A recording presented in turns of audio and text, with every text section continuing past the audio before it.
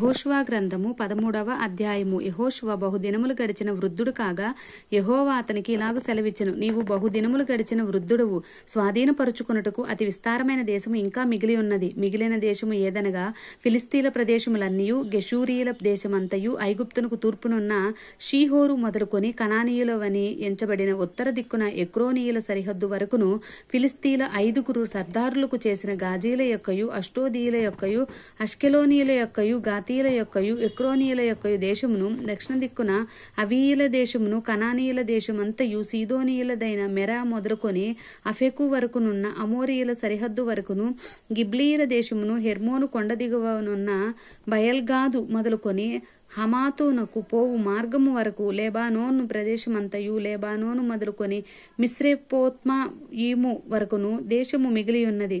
మన్యపు నివాసులనందరినీ, సీదోనీయులందరినీ నేను ఇశ్రాయేలీల ఎదుట నుండి వెళ్ళగొట్టెదను. కావున నేను నీకు ఆజ్ఞాపించినట్లు నీవు ఇశ్రాయేలుకు స్వాస్థ్యముగా దాని పంచిపెట్టవలెను. 9 గోత్రములకును మనష్షే అర్ధగోత్రమునకును ఈ దేశమును స్వాస్థ్యముగా పంచిపెట్టుము.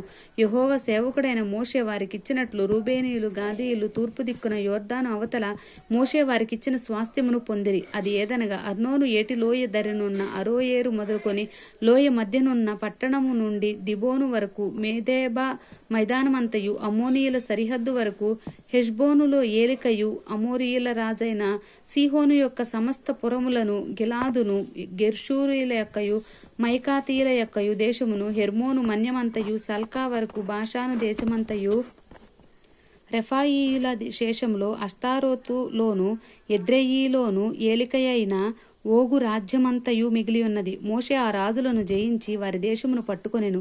అయితే ఇశ్రాయేళ్లు గెషూరీయుల దేశమునైనను మైకాతీయుల దేశమునైనను పట్టుకొనలేదు. కనుక గెషూరీయులను, మైకాతీయులు నేటి వరకు ఇశ్రాయేలు మధ్యను నివసించుచున్నారు. లేవి గోత్రమునికి అతడు స్వాస్థ్యము ఇయ్యలేదు. ఇశ్రాయేళ్ల దేవుడైన యెహోవా వారితో సెలవిచ్చినట్లు ఆయనకు అర్పింపబడు హోమములే వారికి స్వాస్థ్యము.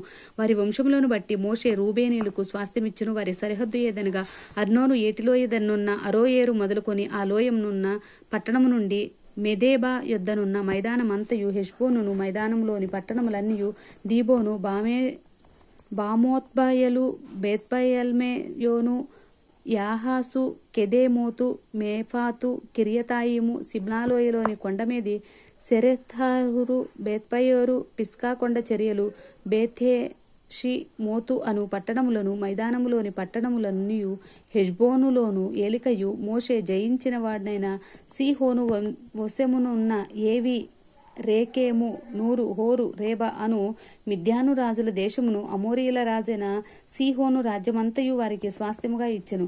ఇశ్రాయేళ్లు బెయేరు కుమారుడగు సోదెగాడు అయిన బిలామును తాము చంపిన తక్కిన వారితో పాటు ఖడ్గంతో చంపిరి. యోర్దాను ప్రదేశమంతయు రూబేనీయులకు సరిహద్దు.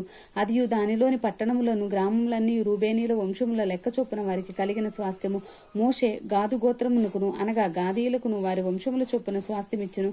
వారి సరిహద్దు యాజేరుకు గిలాదు పట్టణములన్నీయు, రబ్బాకు ఎదురుగానున్న అరోయేరు వరకు అమ్మోనీయుల దేశంలో సగము, హెష్బోను మొదలుకొని రామత్మేత్వే బిటోనీము వరకును, మహనయీము మొదలుకొని దెబీరు సరిహద్దు వరకును, లోయలో బేతారాము, బేత్మేమ్రా, సుక్కోతు, సాపోను అనగా హెష్బోను రాజైన సీహోను రాజ్య శేషమును, తూర్పు దిక్కున యోర్దాను అద్దరినున్న కిన్నెరెతు సముద్ర తీరము వరకునున్న యోర్దాను ప్రదేశమును, వారి వంశముల చొప్పున గాదీయులకు స్వాస్థ్యమైన పట్టణములను, గ్రామములను ఇవి.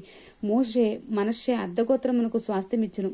అది వారి వంశముల చొప్పున మనష్షీల అర్ధగోత్రమునకు స్వాస్థ్యము.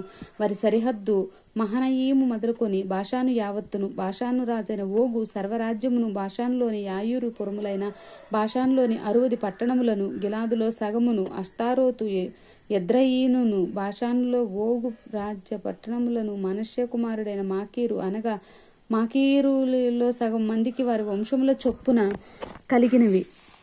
యెరికో యొద్ద తూర్పు దిక్కున యోర్దాను అవతలనున్న మోయాబు మైదానంలో మోషే పంచిపెట్టిన స్వాస్థ్యములు ఇవి. లేవి గోత్రమునకు మోషే స్వాస్థ్యము పంచిపెట్టలేదు. ఏలయనగా ఇశ్రాయేళ్ల దేవుడైన యెహోవా వారితో సెలవిచ్చినట్లు ఆయనే వారికి స్వాస్థ్యము. ఆమేన్.